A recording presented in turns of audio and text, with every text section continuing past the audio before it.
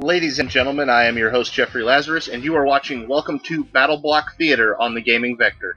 Battleblock Theater is the third game from the Behemoth, the creators of Alien Hominid and Castle Crashers, and it is a puzzle platformer on Xbox Live Arcade. So let's go ahead and take a look at this offering. This game is currently $15, 1,200 Microsoft points.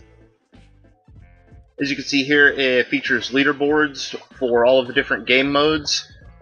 Outside of the campaign, there is also several competitive game modes. Here you can view your achievements, your help and options screen with how to play and your controls. Also, we have our settings here, so you can set all of your volumes. There is a narrator in the game, and you can turn up or down how much you actually want him talking, which is always a welcome feature. Here you can also have the amount of crowd noise in the game, your favorite color, this affects what your character will look like the majority of the time, and subtitles. Down here we also have player setup, so let's go ahead and take a look at this. As you can see, here's my character. Down at the bottom we have team color. This is the color option I was looking at earlier. So I can make him a nice bright red color. Now here we have 4 different shapes of head to start out with. Is it 4 or is it 5? I believe it's actually 5. 5 different shapes of head to start out with, and then you can unlock different heads for each shape.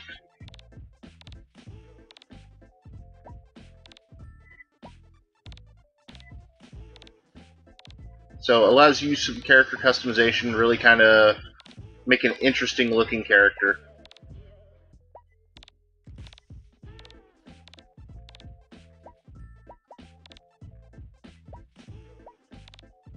You can see just some of the options that have been unlocked so far.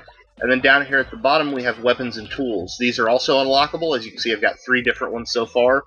There's an exploding frisbee, basically. You throw it, it hits, and then a few seconds later it explodes. You've got an energy ball that kind of flies up at an angle and then explodes, and then a grenade, which does exactly what you think a grenade should do. So let's go ahead and take a look here. We've got local game, we've got Xbox Live game, and we've got level editor. You can actually host matches for campaign within the multiplayer. The campaign is what they call co-optional. You can play through it cooperatively, or you can play through it single player. Both are equally viable options. Here you've got the arena. The arena has multiple different competitive game modes. Some of them are fairly interesting. For the most part, they're nothing you've really seen too much of before. There's your basic King of the Hill, your basic deathmatch, so on and so forth. Down at the bottom here, they also have community levels. The game does have a level creator. They also have community theater, which is playlists created by the community. We'll look at those here in a little bit. And then, along with the story, we also have Fur Bottom's features, which are essentially very, very difficult challenge missions. As you can see, you've got quick match, player match, and ranked match. You can find a match or you can host a match, so it's not a problem to get in and simply play with your friends. So let's go ahead and take a look at some of the gameplay. We're going to jump into the story here. You do have 2 difficulties, normal and insane mode. We're going to look at normal mode. Once again, you go to your player setup. We'll go ahead and ready up. We've already looked through these.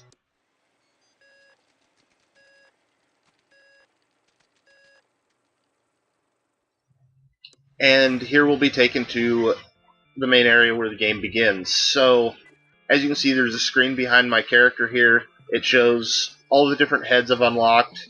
Also up at the top, there is a line of all of the different weapons that you can get, and it highlights the ones of those which are unlocked. So this is an easy way to see, like if you're playing a 2-player game, I could simply look at the other player's screen, which would be this one right here, and be able to see what he had, what weapons he had, and we could strategize from there how we want to use our weapons together. Let's go ahead and head out here. Now, as you can see, this is Chapter 1, the sign up there. And then this bar next to it kind of shows your progress through each individual level within the chapter. Over here is Chapter 2, same thing. Once you complete the finale of the chapter, you'll gain a key which will unlock the next chapter. So let's hop up in here, and we'll go ahead and take a look at a couple of the levels, and we'll go ahead and show you the shop system as well. So you can see here you can load into any of the levels. Down below the character, it will pop up your ranking that you have achieved for that level. And here in the center is the gift shop. Once again, same thing here with the different levels popping up. They're separated into 3 level acts, but you're never completely locked in. If you want to back out of a particular level, there's no penalty for doing so. And then this here is the finale. It's basically 2 levels back to back, and you have a time limit in which you need to complete it. And then over here we have the encores, which are basically challenge missions. You don't have to do these, but they'll help you earn extra currency. So it basically rewards good players. So let's go ahead and take a look at the gift shop here. Now, as you can see up in the top left, I have 13 of the green items, which are gems, and then 1 of the yellowish white item, which is a yarn ball. So the gems are used to purchase the different heads for the characters. So as you can see, we've got the different head shapes. And you simply walk up in front of the device, and when it pops up the Y icon and shows you the price of 10 gems, you can spend 10 gems to buy a new head for your character. So we're going to go ahead and grab one of those right now and show you how that actually works. So I press Y here, the gems disappear, and this guy pops out, and now I have that customization for my character. Alternatively, in the gift shop, you can also use this teleporter to go up here to the top floor. Now, for 5 yarn balls, you can buy weapons and tools. For instance, I have the grenade right now as my weapon. And then up here we have the trading post, where 2 players can go in and you can trade items back and forth. If you wanted to trade heads, for instance, you can do that, as well as trading weapons and so on and so forth.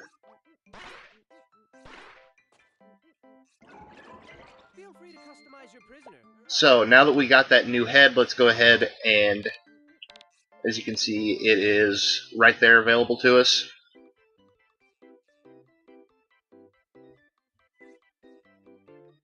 Go ahead and change our character color there, and now we're going to go ahead and hop into a couple of the levels and show you some of the actual gameplay. So as you can see right here, you can double jump, just double tap A. Also, if you can see the glowing rails along the wall there, you can hold down right trigger to grab onto the rail and then climb up and down it.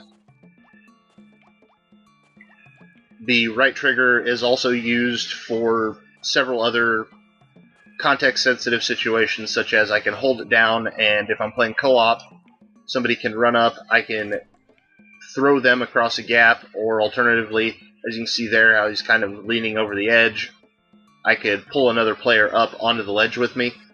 You can also use this at water to kind of paddle the water and bring a boat closer to you if need be. Now, also, you saw me throw the grenade earlier. The grenade is on the B button. That's your normal weapon attack. You can also hold down the B button and do this uppercut, which is powerful but sometimes hard to land. And then on the X button, you have your regular kind of punch. Holding down allows you to kick, and then moving forward and pressing X allows you to slide kick.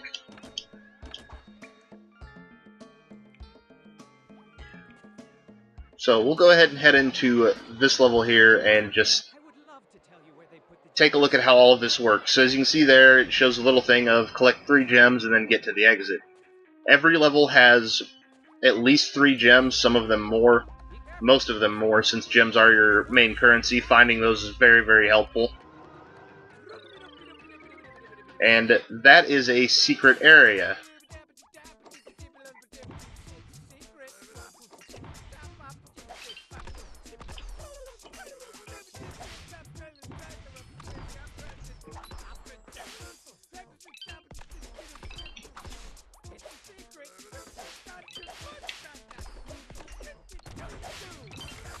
So, as you can see, when you get into the secret area, the music changes.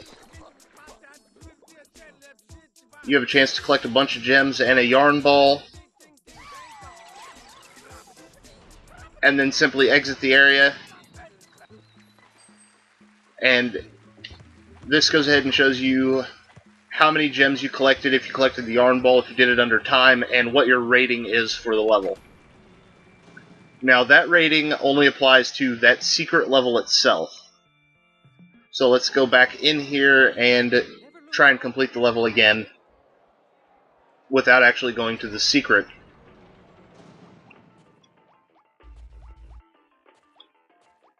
So once again, as you can see, double jump. The control is pretty precise. It's what you'd expect from a good platformer. Now, as you can see, we've got all these different types of blocks. So those are exploding blocks. They don't actually do any damage, and they will respawn after a few seconds. But sometimes you do have to be pretty quick moving across those. There you can see the blocks that fire the electrical beams. Those will kill you instantly. And below those exploding blocks, you can also see spike blocks. Those will kill you instantly as well. This here is a checkpoint. So now if I die, I'll actually respawn back there. These are ice blocks. They change your momentum. So getting a good turnaround on those is fairly difficult. Now this is important. That is a random spawn. It's a gold hat. The gold hat will allow you to earn 10 extra gems upon completing the level. However, if you are playing in cooperative, whoever is carrying the hat at the end of the level is the one who will get the 10 extra gems. So there's a bit of competition there as well.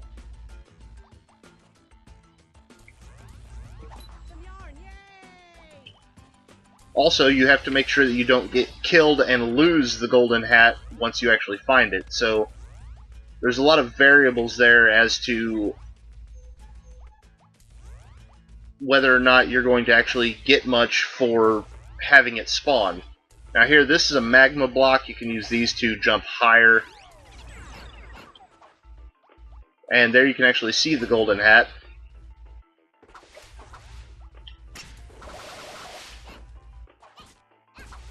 Now this is my only real complaint about the game.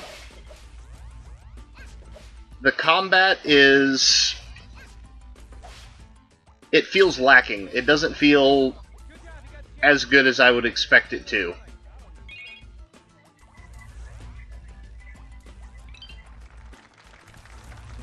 All of the attacks seem like they have really short range aside from the weapons. And the weapons you can only have... you can't use them very often. So really the weakest point of the game is the combat. The platforming is really where it's at, and kind of the puzzle solving. There's a lot of different ways they can use all of these different blocks that they've created to create some very, very interesting puzzles. So now that we've kind of looked at that, let's go ahead and hop out of here, and we will go and look at the level editor. So you see at any point you can simply exit out of the game and no issues, taken right back to the main menu. And we'll go ahead and take a look at the level editor. Now as you can see, you can load level, you can create new ones, and you can also create a playlist. And the playlists can be played by other players. They can also be featured by the Behemoth within the Xbox Live game types. So here you can kind of set the size of your world.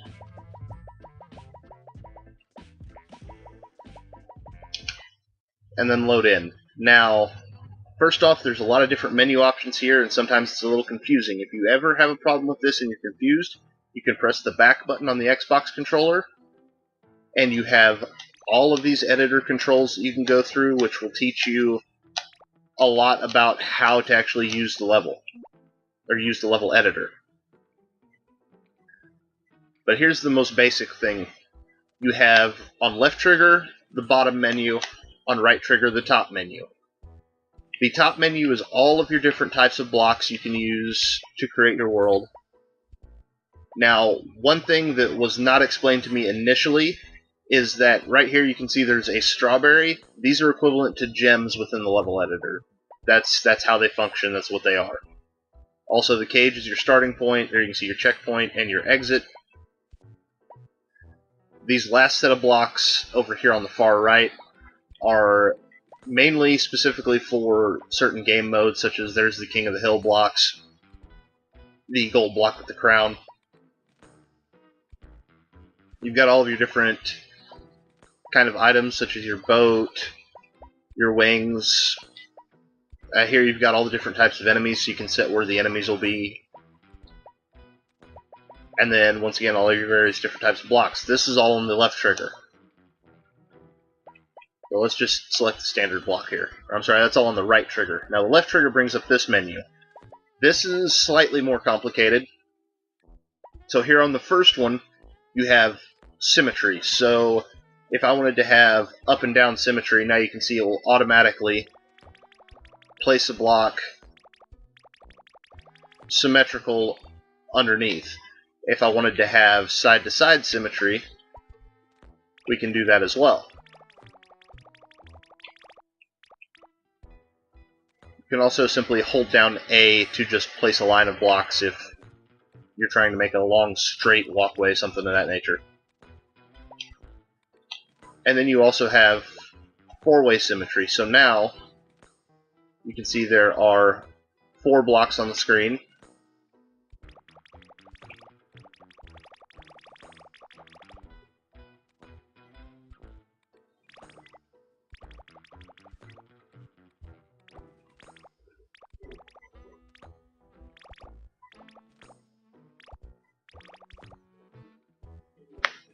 Also, if you'll notice, we have 2 different color blocks here. We have kind of a yellow and kind of an orange. So if you wanted to make a pattern, for instance, you can sit on a particular block and just tap A and it'll swap between the 2 colors. Also, from here you can set the style of blocks, so if you want to make a certain aesthetic, you can do so. On this next menu, we can choose the color of our blocks. So once again, if we wanted to do, say, white blocks, and then here on the next one we can get our second color. So we wanted white and green, for instance. We can do that, and then we still have the same option of just swapping block colors by pressing A on the block. You can also press B and delete a block. Now here we have the color of the water, so let's actually grab a water block here.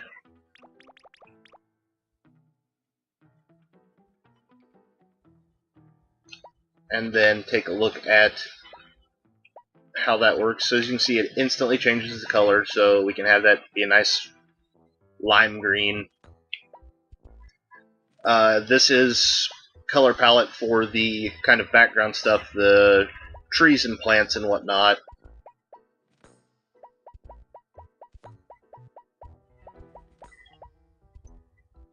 So for instance, if I were to lay in some bushes, for instance, here. And the other nice thing is, even with this 4-way symmetry turned on, things like the water, if you noticed, it still only laid it where it could actually realistically sit. It didn't lay it up here on the top. Same with the bushes. As you can see, it's only laying them down on these kind of bottom sections. And then we can go through and change the color of them as well. And then here we've got color for the background. You know, wouldn't make a nice nighttime background, something like that. And then here we've got all of the different kind of background textures.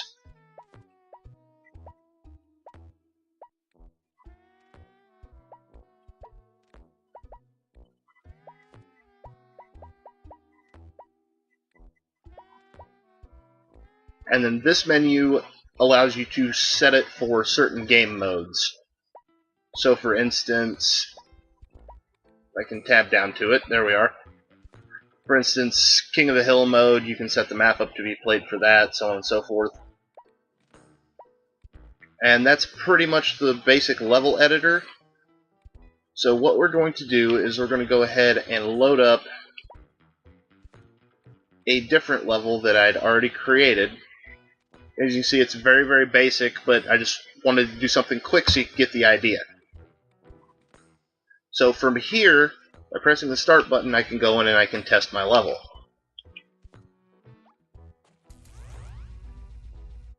And when you're testing your level, it plays exactly like the regular game. It's everything you would expect.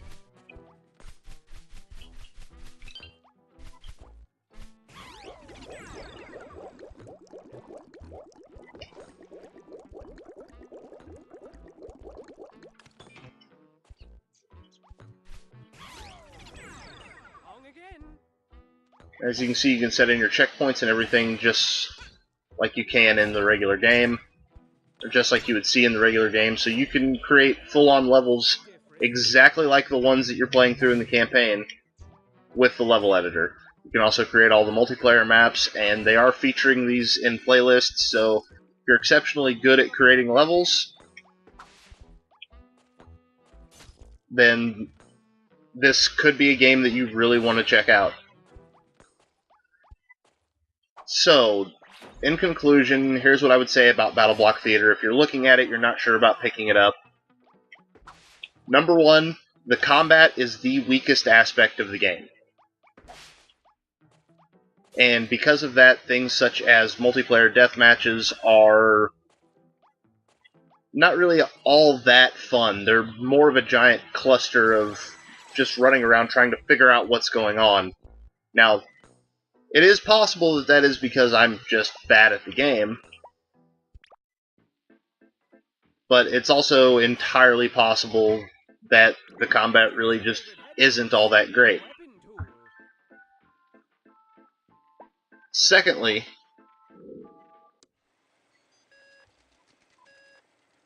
one of the big upsides of the game is because it has the level editor, it could have a very, very long lifespan, the likes of, say, Little Big Planet or Trials Evolution with their huge level creators, or even the Halo series with the Forge world.